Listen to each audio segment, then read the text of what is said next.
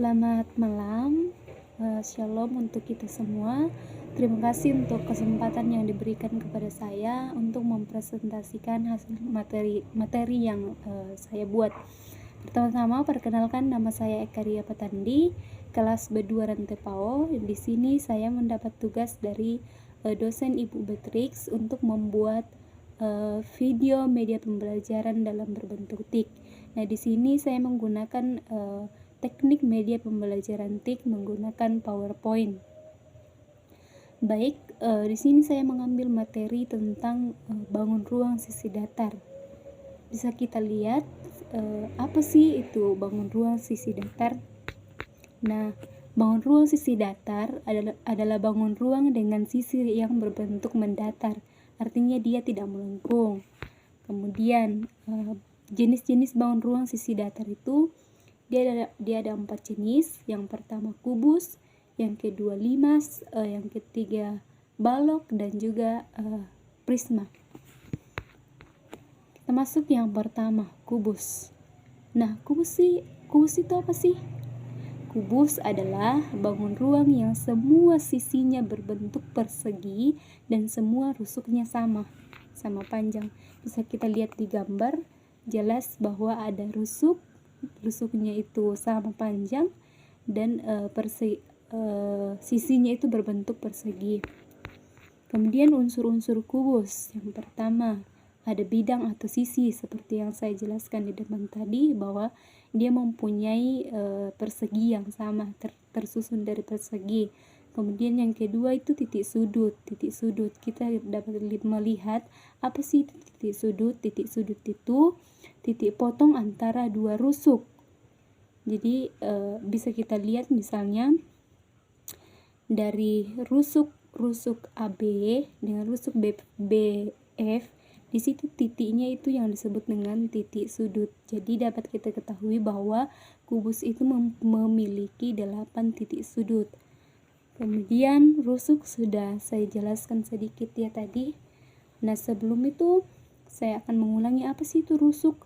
Rusuk itu garis potong antara dua sisi bidang kubus dan terlihat seperti kerangka yang menyusun kubus. Jadi jelas ya dari pengertian bahwa rusuk itu adalah garis potong antara dua sisi. Jadi kita di sini dapat melihat bahwa kubus itu mempunyai 12 rusuk. Kemudian kubus juga itu mempunyai namanya diagonal bidang. Nah, apa sih itu diagonal bidang? Diagonal bidang itu jika titik, misalnya kita ambil di sini titik E dan titik G dihubungkan, maka diperoleh garis itu yang disebut dengan diagonal bidang. Jadi titik E dengan titik G kita hubungkan. Dia mempunyai diagonal dalam satu sisi. Itu yang dimaksud dengan diagonal bidang. Kemudian di kubus juga ada namanya diagonal ruang. Nah, apa itu diagonal ruang? Lebih gampangnya begini. Diagonal ruang itu misalnya saya langsung mengambil contoh. Jika titik E dan C itu dihubungkan, kita akan memperoleh garis EC. Maka itu adalah diagonal ruang. Jadi garis EC itu dia diagonal ruang, artinya ruang diagonal dalam ruang itu. Makanya dikatakan bahwa kubus itu dia mempunyai diagonal ruang. Kemudian kubus juga itu mempunyai namanya bidang diagonal. Beda ya dengan diagonal bidang dengan bidang diagonal. Nah, apa sih yang membedakan? Nah, dapat kita lihat dari pengertian. Apa itu bidang diagonal? Bidang diagonal itu bidang yang di dalam ruang kubus, bidang ACGE pada kubus ABCD. Maka itu adalah bidang diagonal, dan kita dapat melihat di sini dia mempunyai 6 bidang diagonal. Kemudian masuk ke rumus kubus. Untuk mencari volume kubus sisi pangkat 3. Kenapa sisi pangkat 3? Karena dia adalah volume, satuan volume kubus itu kubik. Kemudian mencari luas permukaan kubus 6 kali sisi kuadrat. Kenapa 6? Karena dia mempunyai 6 sisi. Kenapa kuadrat? Karena dia tersusun dari persegi.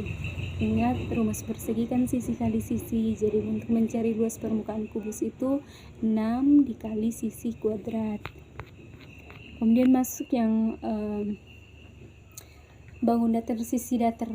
bangun ruang sisi datar yang kedua, itu balok. Nah, apa sih itu balok? Balok itu merupakan bangun ruang yang memiliki 3 pasang sisi berhadapan. 3 pasang sisi, jelas ya, 3 pasang sisi yang berhadapan yang memiliki bentuk dan ukuran yang sama, di mana setiap sisinya berbentuk persegi panjang. Artinya setiap sisi yang berhadapan itu dia sama panjang, tapi dia bukan persegi lagi, tapi dia persegi panjang. Kemudian unsur-unsur balok. Unsur-unsur balok hampir sama dengan unsur-unsur kubus tadi. Ada bidang atau sisi. Di sini jelas bahwa sisinya ada 6. Kemudian ada rusuk. Rusuknya ada 12, sudah jelas ya. Kemudian ada titik sudut, dia mempunyai 8 titik sudut. Diagonal bidang, dia punya 12 diagonal bidang. Diagonal ruang dia punya 4. Bidang diagonal dia punya 6. Kemudian rumus balok itu dia mencari volume balok panjang kali lebar kali tinggi. Kenapa panjang kali lebar kali tinggi? Karena dia itu tersusun dari persegi panjang gitu. Dia tidak dia tidak seperti persegi.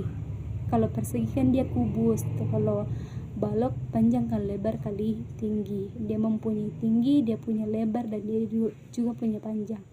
Terus untuk mencari luas permukaan balok itu 2 dikali panjang kali tinggi ditambah panjang kali lebar ditambah lebar kali tinggi. Itu mencari luas permukaan balok. Kemudian masuk ke bangun ruang sisi datar yang ketiga, yaitu limas. Nah, apa sih itu limas? Limas itu bangun ruang dengan alas yang berbentuk segi banyak. Jadi dia berbentuk segi banyak. Ada limas yang berbentuk segitiga alasnya, ada yang segi 4 alasnya, segi 5, dan seterusnya. Dan bidang sisi tegaknya berbentuk segitiga. Segitiga berpotongan di satu titik puncak. Itu adalah limas. Bagian-bagian limas itu dia punya sisi alas. Sisi alas jelas di bawah ya. Ada sisi alas dan ada sisi tegak. Sisi tegak dia juga punya rusuk dan titik puncak.